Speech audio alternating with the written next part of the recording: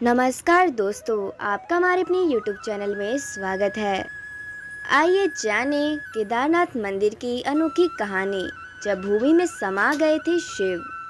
12 ज्योतिर्लिंगों में सर्वोच्च केदारनाथ धाम की अनोखी कहानी है। कहते हैं कि केदारेश्वर ज्योतिर्लिंग के प्राचीन मंदिर का निर्माण पांडवों ने कराया था। पुराणों के अनुसार केदार महिष अर्थात भैंसे का पिछला अंग भाग है। यहाँ भगवान शिव भूमि में समा गए थे। आइए जानते हैं इस मंदिर के बारे में। स्कंद पुराण में भगवान शंकर माता पार्वती से कहते हैं, हे प्राणेश्वरी, ये क्षेत्र उतना ही प्राचीन है जितना कि मैं हूँ।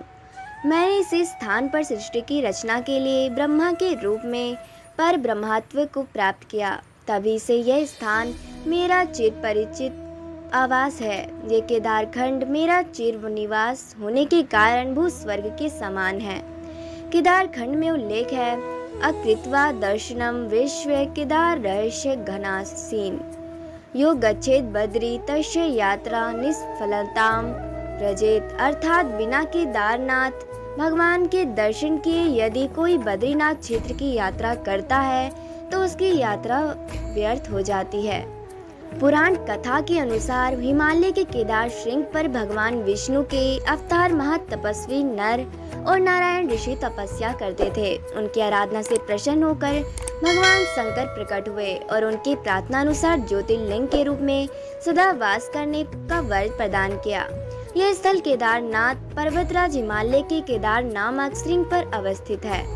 महाभारत के युद्ध में विजयी होने पर पांडव भातृ हत्या के पाप से मुक्ति पाना चाहते थे। इसके लिए वे भगवान शंकर का आशीर्वाद पाना चाहते थे, लेकिन वे उन लोगों से रुष्ट थे। इसलिए भगवान शंकर अंतर्ध्यान होकर केदार में जा बसे। पांडव उनका पीछा करते करते केदार पहुंच ही गए। भगवान शंकर ने तब तक भैंसे का रूप धारण कर लिया और वे अन्य पशुओं में जा मिले। अतः भीम ने अपना विशाल रूप धारण कर 2 पहाड़ों पर पैर फैला दिया। अन्य सब गाय बैल और भैंसे तो निकल गए, पर शंकर जी रूपी भैंसे पैर के नीचे से जाने को तैयार ही नहीं हुए। भीम बलपूर्वक इस भैंस पर झपटे, लेकिन भैंस भूमि में अंतर्ध्यान होने लगा। तब भीम ने बैल की त्रिकोणात्मक पीठ का भाग पकड़ लिया। भगवान शंकर पांडवों की भक्ति दृढ़ संकल्प देखकर प्रसन्न हो गए। उन्होंने तत्काल दर्शन देकर पांडवों को पाप मुक्त कर दिया। उसी समय से भगवान शंकर भैंस की पीठ की आकृति पिंड के रूप में श्री केदारनाथ में पूजे जाते हैं।